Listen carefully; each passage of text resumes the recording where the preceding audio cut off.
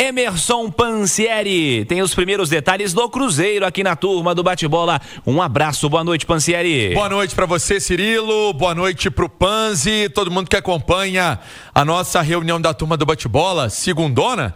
Olha só, o Cruzeiro é classificado para a fase de grupos da Libertadores. Tem alguns números aqui, Cirilo, só para a gente exemplificar bastante o que você trouxe, o que o Du falou também. 35 jogos, né? O Cruzeiro tem 19 vitórias, 11 empates, 5 derrotas. 64,8% de aproveitamento, 52 gols marcados, 25 gols sofridos. É a segunda melhor defesa, inclusive, da competição. 17 jogos no campeonato sem sofrer gols, 84 grandes chances, né? Aí tem 9,3 finalizações para marcar gol, aí tem outras partes aqui também desse gráfico, 47,5% da posse de bola, até porque eu me recordo de uma entrevista do técnico Leonardo Jardim dizendo que não é o favorável só a posse de bola, porque posse de bola sem um futebol envolvente, sem uma jogada que leve problema ao adversário, que machuque o adversário, não adianta. Então esse é o cenário do Cruzeiro, o recorte no Campeonato Brasileiro, tá? O recorte no Campeonato Brasileiro do que o Cruzeiro vem apresentando até agora. E além disso, eu coloco mais um tempero aí. É a segunda melhor campanha como mandante. A campanha como mandante do Cruzeiro é muito boa e ontem fez mais aí um adversário que todo mundo sabe que tem camisa, que tem tamanho, e aí o Cruzeiro foi pra cima, que é a forma do Cruzeiro respeitar o adversário, jogar pra cima. Os números também do que eu acabei de trazer tá na nossa live pra quem tá acompanhando a turma do Bate-Bola no YouTube. Cirilo? É uma campanha de autoridade, né, Edu? De absoluta autoridade. É um campeonato brasileiro do Cruzeiro com uma reclamaçãozinha aqui e ali que vai acabar deixando para o torcedor um muito pequeno, mínimo sentimento de que dá para ter ganhado do Sport, dá para ter ganhado aí do Ceará, dá para ter não perdido aquele jogo pro Santos. A turma vai pensar nesse sentido, mas convenhamos, né? É um brasileiro de um aproveitamento altíssimo do Cruzeiro e com autoridade em todo momento, Edu. Cirilo, mas assim, eu entendo o torcedor, ele ficar frustrado com alguns resultados, mas o Flamengo, que está para ser campeão, ele perdeu 5 dos 6 pontos disputados contra o Cruzeiro. Sim. Ele perdeu 3 pontos para Fortaleza, 3 pontos para Ceará, 2 pontos para o Santos. O Palmeiras, que está à frente do Cruzeiro ainda, não se sabe se até quando, perdeu 5 pontos para esse Cruzeiro. O Palmeiras perdeu 2 pontos para o Vitória. O Palmeiras perdeu 3 pontos para o Santos. Todo mundo perde ponto. Campeonato de regularidade. Exato. E assim, eu acho que o torcedor do Cruzeiro ele tem que estar muito orgulhoso de ter disputado, ou de estar disputando, porque a coisa não acabou ainda, até as últimas rodadas contra esses 2 fenômenos que são Flamengo e Palmeiras. O Cruzeiro vai viver seus 3 últimos jogos do Campeonato Brasileiro e ele chega com chances matemáticas de ser campeão brasileiro. Então, cara, tem que ter muito orgulho disso, de uma equipe que até o final do estadual estava devendo muito, estava criando desconfianças em relação ao futebol apresentado, ao planejamento, a tudo que foi feito, e com razão, o torcedor tinha razão naquele momento, e aí os acertos começaram a acontecer. O primeiro deles, e para mim o maior deles, e que é a grande causa do sucesso do Cruzeiro na temporada, tem nome e sobrenome e nacionalidade: Leonardo Jardim, o português. Para mim, é o grande caso de sucesso do Cruzeiro em 2025 e que mudou o desempenho do time de patamar, porque o elenco era praticamente o mesmo, né? A gente fala de desempenho, de trabalho, de mentalidade. Acho que o Cruzeiro de 2025, que chega agora, no final do mês de novembro, ele deve muito a esse português, a tudo que esse cara fez, implementou, o que ele vendeu lá dentro para atletas, para departamento de futebol e para gestor do clube. E tem muito de Leonardo Jardim nisso tudo, mas o torcedor tem que estar muito orgulhoso de tudo que aconteceu, cara. A gente falava agora há pouco, né? Do jogo do Cruzeiro contra o Corinthians, que para muitos foi o melhor da temporada. Está entre os melhores da temporada. Se enche mais de uma mão, certamente, com grandes atuações do Cruzeiro, que superam em muita distância essas pequenas decepções que aconteceram ao longo do Campeonato Brasileiro. E que ainda tudo isso, em termos de desempenho, de acertos, pode ser coroado com o heptacampeonato da Copa do Brasil. Já foi coroado com a vaga na fase de grupos da Libertadores. O Cruzeiro vai jogar a principal competição continental depois de muitos anos. Então o torcedor tem que estar muito orgulhoso e seguir apoiando nessa sintonia absurda que está com o time, de presença de público, e entender que tem muita coisa boa ainda pela frente. O Cruzeiro vai jogar ainda uma Copa do Brasil, está próximo de uma conquista, é favorito, eu repito, e acho que deve muito a Leonardo Jardim.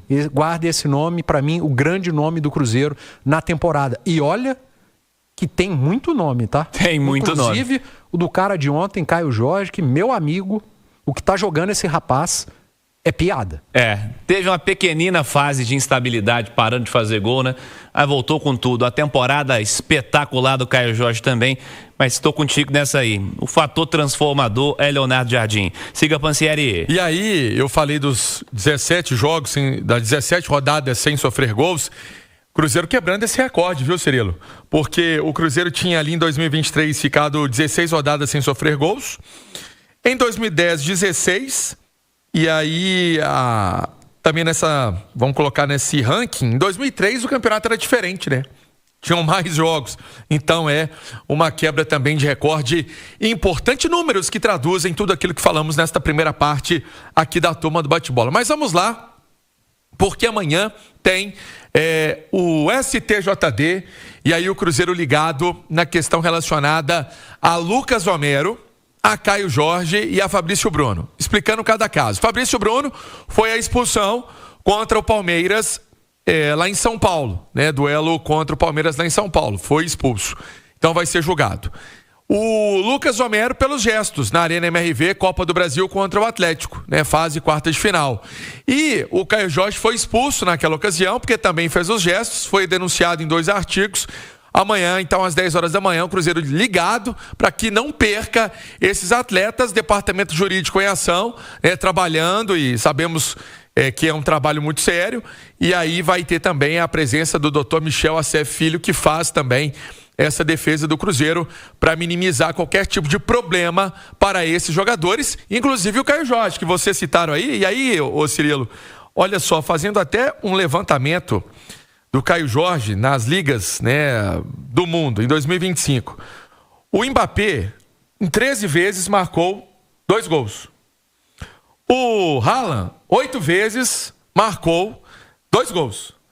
O Dembélé também. E aí vem o Caio Jorge, né? Então, tá nesse ranking aí de grandes atacantes das ligas mundiais. Para fechar as notícias do Cruzeiro neste primeiro tempo, Emerson Pansieri. Vamos falar sobre Neiser Vidiarreal. Foi também manchete. Foi. Da reunião da Turma do Bate-Bola. Cirilo, vamos lá.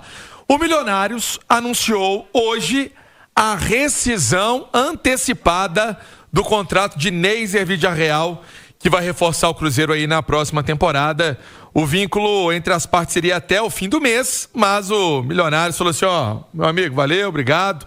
Informou que rescindiu então antecipadamente o contrato deste atleta que já tinha acertado a vida dele com o Cruzeiro. O Neiser Vidiarreal é uma grande promessa, Cirilo, do futebol colombiano, é tratado como uma aposta alta aí do Cruzeiro. O Cruzeiro venceu aí alguns outros times nessa concorrência para buscar o jogador. O jogador entende que para fazer essa chegada na Europa é uma parte importante da negociação. O jogador, quem cuida da carreira dele, entende que o Cruzeiro tem uma camisa pesada, vai disputar Libertadores. Tudo isso são ingredientes importantes para que ele depois chegue numa Europa, né? Vá atuar no futebol europeu. Então vai subindo o nível de competitividade, né? Exatamente. Vamos dizer assim, vai maturar aqui, vai amadurecer aqui, vai se tornar um jogador mais completo aqui. Como está acontecendo com o Arroio, né? Sim. O Arroio é novo também, gente. Já tinha ido e voltou, né? Ele tava, talvez precisando passar por momentos como esse, né? Pronto, você foi super feliz na fala. Ele foi pro Beşiktaş da Turquia e aqui ele está se tornando um jogador mais maduro, né? A verdade é essa. O que o Cruzeiro pensa com o Vidiarreal.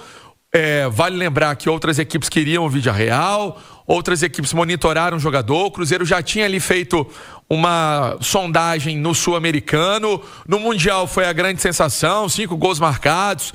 É um atleta que tem um futebol de ir pra cima, né, de imposição, forte fisicamente. Então, esse atleta é aguardado de forma antecipada. Nós já tínhamos falado isso aqui há cerca de 2 meses, que isso poderia acontecer, Cirilo. Então, com essa rescisão, acho que é caminho aberto para ele se apresentar ao Cruzeiro e aí começar os trabalhos, conhecer também esse grupo.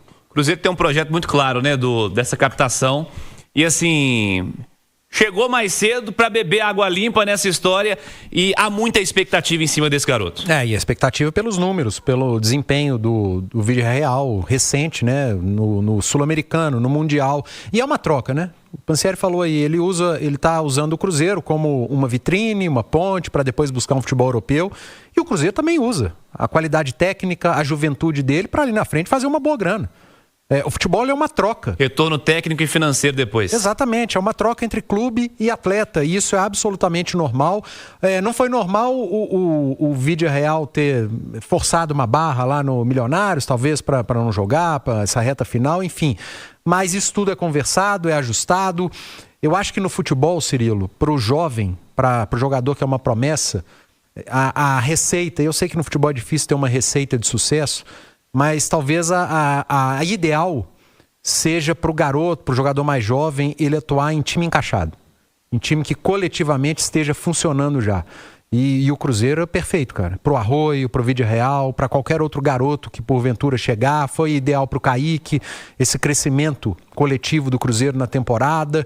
E eu acho que o Villarreal chega num lugar muito bom para que ele desenvolva melhor o seu futebol, cresça ainda mais e que obtenha ainda mais sucesso na carreira, assim como o Arroio busca, assim como o Sinisterra, que já é mais velho, está buscando para jogar uma Copa do Mundo. Time encaixado, time funcionando coletivamente, é meio caminho andado no futebol para tudo. Para fechar, Pansieri. Para fechar, o Cruzeiro volta aos trabalhos amanhã na Toca da Raposa, reapresentação pensando no jogo contra o Ceará, sábado às 9 horas da noite, partida na Arena Castelão em Fortaleza. Para esse duelo contra o Vozão, o Cruzeiro tem a volta do Matheus Henrique, cumpriu suspensão ontem diante do Corinthians, perde o Lucas Homero, tomou o 3º cartão amarelo. O Lucas Homero, né? Trava-língua, Cirilo. Agora eu arrumei. Agora eu falei certinho. Amarelo e Romero.